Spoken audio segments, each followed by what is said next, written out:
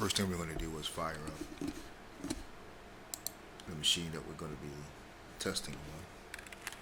So we're going to launch remote desktop connection. Easiest way to get to remote desktop connection. Easiest way to open any applications on a Windows 10 machine is to simply go to Start and begin typing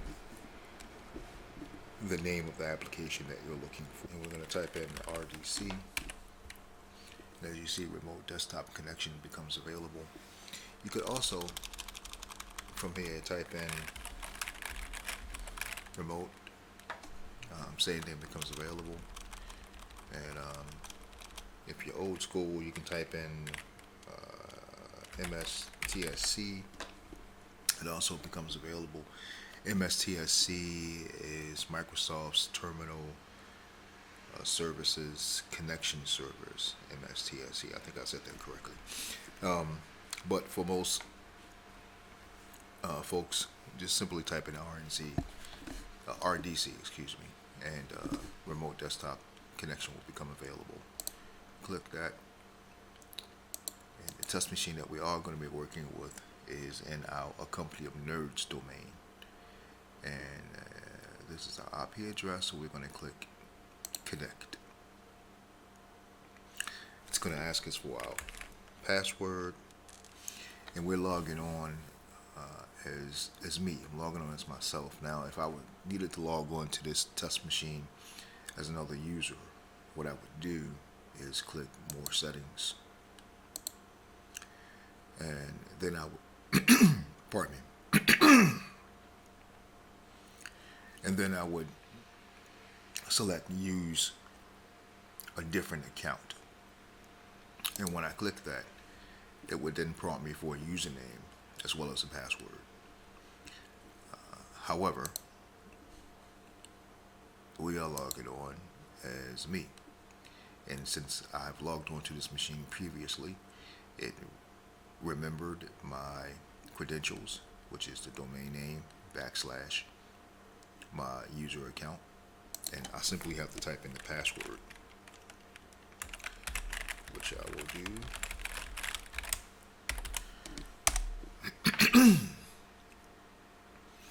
At that point, we see our certificate warning. This basically is a message telling us that this particular workstation in this environment does not have a third-party certificate for remote desktop connection services. So it's using a self-signed cert.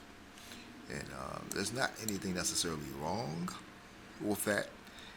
The message is just letting us know. And in some environments, you won't see this message because there's actually what they call a certificate server running, which handles certificates and most likely uses a third-party cert, and therefore eliminates this message. In our case, we're just going to click yes, because we do want to launch remote desktop and access this machine.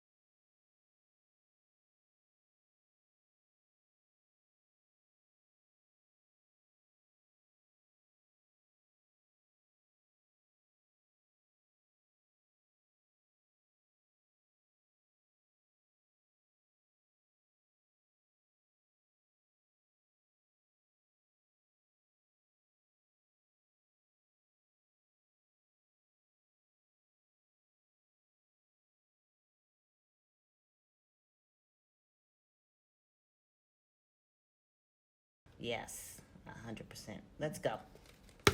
Chop, chop. What we're looking at is a piece from beginning to end. It's not the very beginning. I've already done the pre-sketch. How did you sketch the original piece? I use a coal erase pencil, and I use the Pinterest photograph. I sketched it out. Do you generally do the line work in pencil prior to watercolor? Media? Sometimes, not all the time. Sometimes I use ink. Sometimes there is no line work. The original line work was done with pencil. And what was the pencil brand again? It's called the coal race. Prismacolor coal erase. Okay. So Prismacolor. Prismacolor is the brand. They make color pencils. And the original line work, what color is that? What color is that? Some kind of red. Okay. It's like a vermilion or I don't know. It's red, for God's sake. Yeah, I was about to say that. You're going off into those strange colors. Again. It's not pomegranate. Oh, there we go. In my mind, pomegranate is a flavor. Oh, red. scarlet red. Scarlet red. We are definitely in an artist world. Okay. So another question that I have is that some kind of like an artist standard that line art is done in a particular color? I see red a lot. No, that's not a standard. It's preference, I guess. With these color pencils, you can still see the line work underneath. Like if you used a regular lead pencil, you might get some smudging going on, and you might lose your lines because you're putting water to it. You can use any color pencil except for watercolor pencils, because using watercolor pencils defeat the purpose, because you're blending your watercolors into watercolor. How long did the line work take? I don't know. Felt like forever because I couldn't get his face right. Okay, so after the line work was done, then you moved on to the watercolor. How's it spelled? SENNELIER. This is one of those new ones that I picked up. It's nice, transparent. I can imagine that you've used crappy watercolor sets before. Yeah, I certainly have. So what are some of the crappy things about bad watercolor sets? Chalkiness from watercolors, bad watercolors. Chalkiness, like literally you rub your finger across the paint after it dries and leaves residue on your fingers. Maybe it doesn't layer well. Oh, okay. Layering. Maybe it doesn't flow well once you put it in water and stuff. And taking those points into consideration, this particular brand did not exhibit those characteristics, I take it. No, not really. This is probably a student set, so it's not even like the top of the line for this brand. And I guess somewhere along the line, like those Crayola watercolor sets you pick up in some convenience store, that would be somewhere below student grade. Well, actually, it depends. There are some brands that are considered like for kids or whatever. Like Prang, that's a pretty good set. And it's fairly inexpensive, like maybe $10 for a set of like 12 or 14 colors or something like that. It's a pretty nice set. Okay. It's no Daniel Smith, but it's nice. And with the Daniel Smith set, is that strictly professional grade? Do they have? You know what? I don't know if they have like a student grade or not. What about the brush? What type of brush are you using here? Royal and Land Nickel. How come you're nice about the sketchbook? That's a good That's question. An Etcher sketchbook. What the? And it is. So what's so hot about the Etcher?